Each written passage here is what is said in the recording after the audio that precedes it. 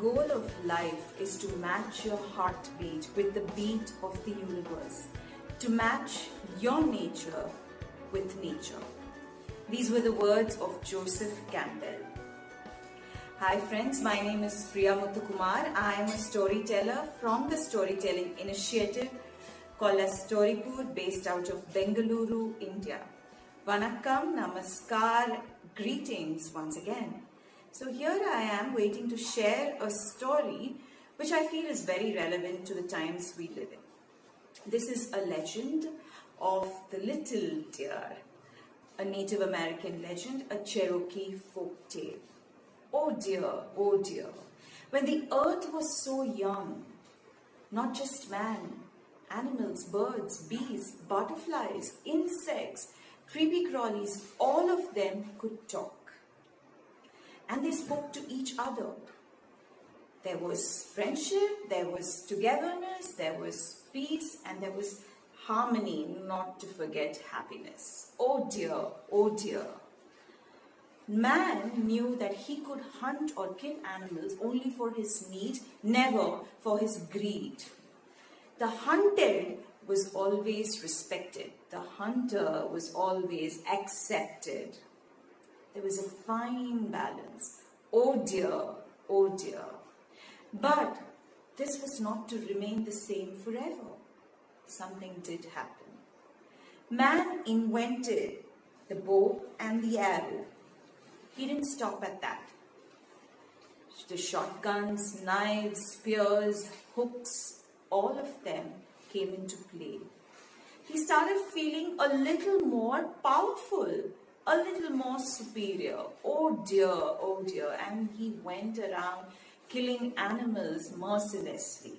The larger ones were killed ruthlessly for their flesh, where the smaller ones were killed or trodden upon with conflict or simply out of carelessness. Oh dear. The animals panicked. There's something which man is doing that is not quite right, and we need to put an end to this, otherwise all of us will be exterminated. They panicked. All of them, they panicked. They decided to have their own meetings to take a decision to solve this problem which has been created by man. When I say man, I mean the entire human race, my dear friends. Oh dear. The birds had their own meeting, the creepy crawlies had their own meeting, and the animals also met. The bears had their own meeting. The old bear chief sat over there listening to all the other bears. One bear warrior said, "Let me master the art of bow and arrow and fight with man, just like what he does." And the bear chief said, "So be it." So the bear warrior, who volunteered, decided to train himself in the art of bow and arrow. Every time he did so, his sharp claws came in the way. He decided to chop them off. And yes, he did master.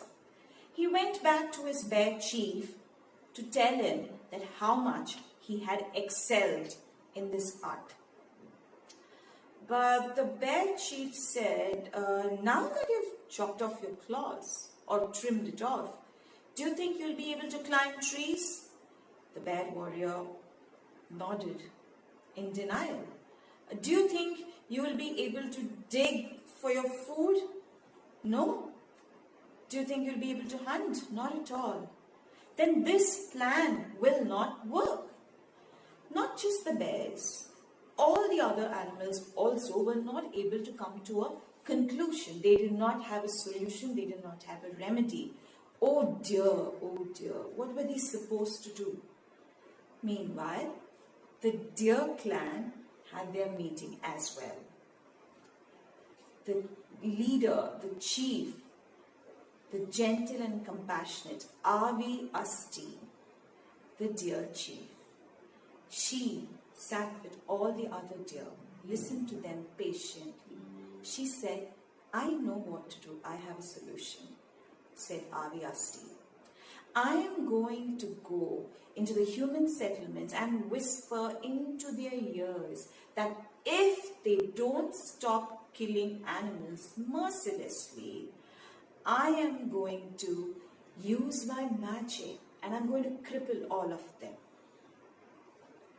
So that was decided, and that night, when the moon shone brightly and the stars twinkled, and when there was silence all over, Avi Asti very quietly slipped into the human settlements. She whispered into the ears of men and women. She cautioned them, kill for your need and never for your greed. There is a harmony, there is a balance to be maintained, and if you don't do so, I am going to use my magical powers and I am going to cripple all of you, that your legs and hands will be bent and you will never be able to use the bow and arrow once again. And she went back.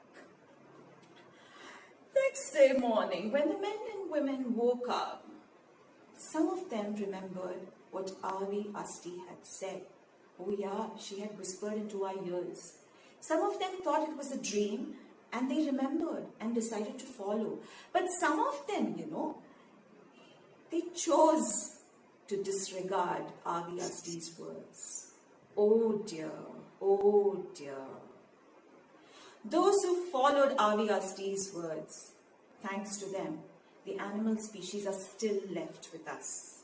But those who did not follow Avi Asti's word and went around killing mercilessly and ruthlessly, Avi Asti made sure to use her magical powers and cripple them.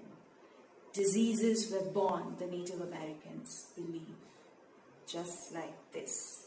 The first disease, in fact, they say, according to their myth, is rheumatoid arthritis, just what Avi Asti had brought. Meanwhile, when all this was happening, the plants and trees which were witnessing all of this stood by mankind and said, with all compassion, that we are there for you, the human race, the humankind. We will cure your illnesses. We will heal you. Every shrub, every herb, every weed had medicinal properties, has medicinal properties. Only if you know which one has what. That's how the Native Americans believe medicines were born, or medicines came into existence. Diseases and medicines, when the harmony was disturbed. So we keep getting reminders like this, right?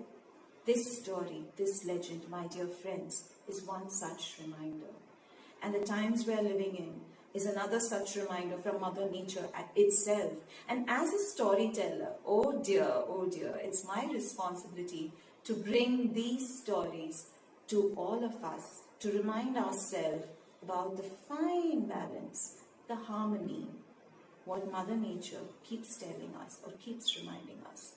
So, oh dear, do not forget the story of the little deer Avi Asti, my dear. Thank you so much for listening to me. Live